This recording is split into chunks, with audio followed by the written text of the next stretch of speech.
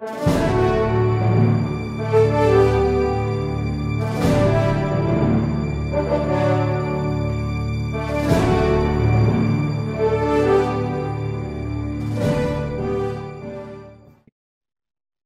Bapak Ibu Saudara sekalian, para pemirsa dari Aruna Digital Channel, Tuhan berkati berlimpah-limpah dalam acara Wisdom. Saya percaya dalam hal ini Bapak Ibu diberkati oleh Tuhan untuk melakukan pekerjaan Tuhan dengan indahnya. Bapak Ibu Saudara sekalian, dalam 3 acara ke depan, saya akan membahas mengenai bagaimana kita menguji diri kita sendiri, apakah kita betul dalam keselamatan kita, dan kita belajar bagaimana kata-kata penting dalam kitab kita yang harus Anda mengerti dalam pelajaran ini. Bapak Ibu siapkan saja pensil atau ballpoint dengan kertas. Anda bisa mencatatnya. Dan terima kasih banyak Bapak Ibu Saudara sekalian yang sudah memberikan kepada kami banyak hal untuk bantuan, doa, daya, dana. Kami akan pakai ini untuk kemuliaan bagi nama Tuhan. Bapak Ibu, izinkan saya berdoa bagi Bapak Ibu, bagi Anda yang sakit, bagi Anda yang dalam masalah, bagi Anda dalam problema. Saya tahu Tuhan yang akan menjamahnya dalam hidup Anda.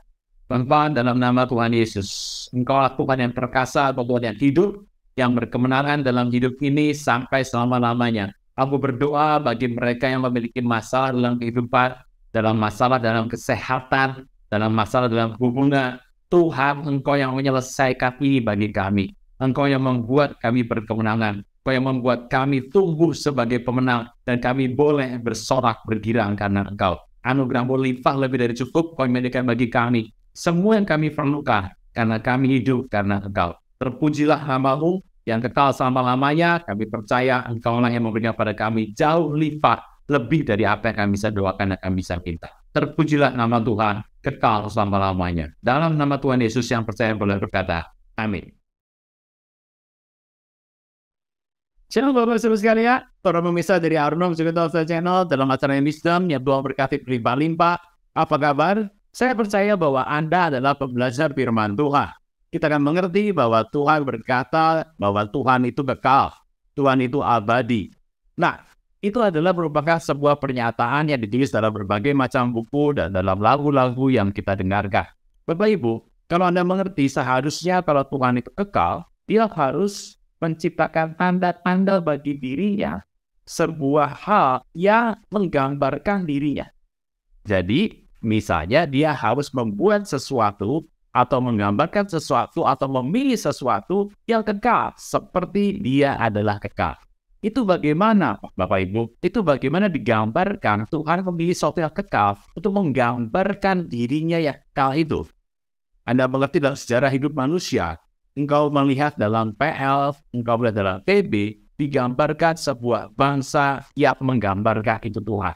Kita mengerti bangsa-bangsa di masa yang lampau, di masa VL, adalah bangsa-bangsa yang hidup pada zaman sejarah di muka bumi, adalah merupakan bangsa-bangsa yang tidak sepenuhnya kekal. Tetapi Tuhan memilih Israel. Dan kita tahu bahwa Israel itu adalah kekal. Anda mungkin bertanya kepada saya, Pak, kekalnya di mana Pak Israel itu? Anda tahu bahwa sepanjang sejarah muka bumi ini, Anda belajar di kitab VL, ada bangsa-bangsa lain. Abraham dipilih oleh Tuhan dan dijadikan sebuah bangsa, dan untuk pertama kalinya Tuhan menganggap Abraham itu sebagai adalah seorang yang beriman.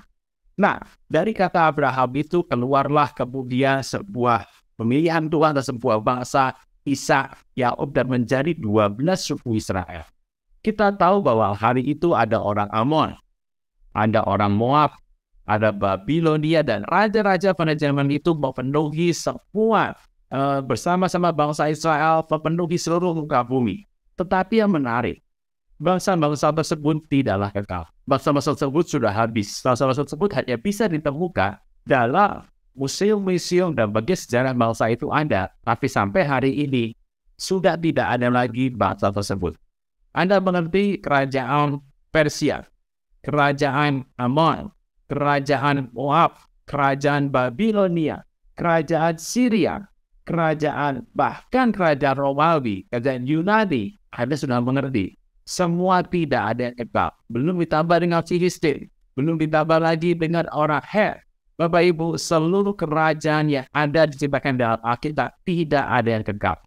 Anda hanya menemukannya di museum. Tapi kita melihat satu hal yang luar biasa.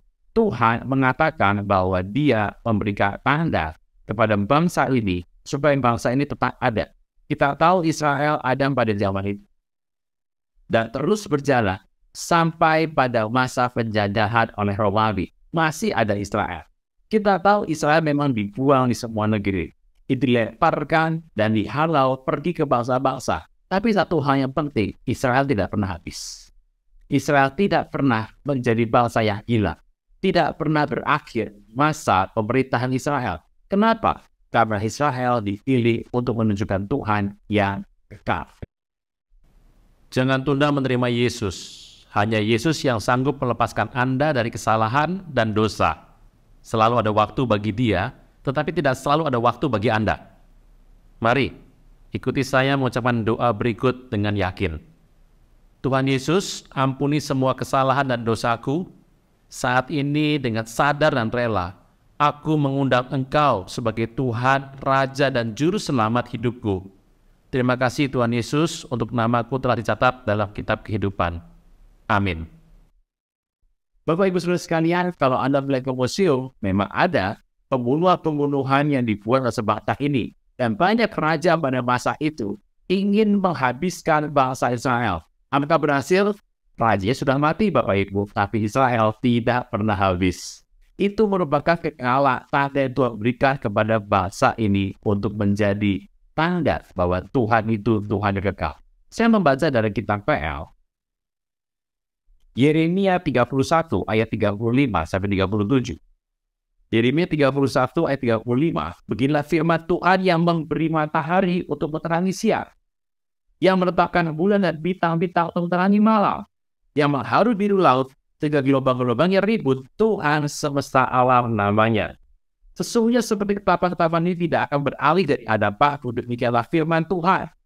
Demikianlah keturunan Israel juga tidak akan berhenti. Keturunan Israel tidak akan berhenti, Bapak Ibu, menjadi bangsa di hadapanku untuk sepanjang waktu. Nah, firman ini menjadi sebuah ikatan bahwa Israel tetap Anda sampai hari ini. Bila firman Tuhan, sesungguhnya seperti langit di atas tidak terukur, dan dasar-dasar bumi di bawah tidak ada selidiki. Demikian juga aku tidak akan menolak Tuhan Israel, karena segala apa yang dilakukan mereka, demikianlah firman Tuhan.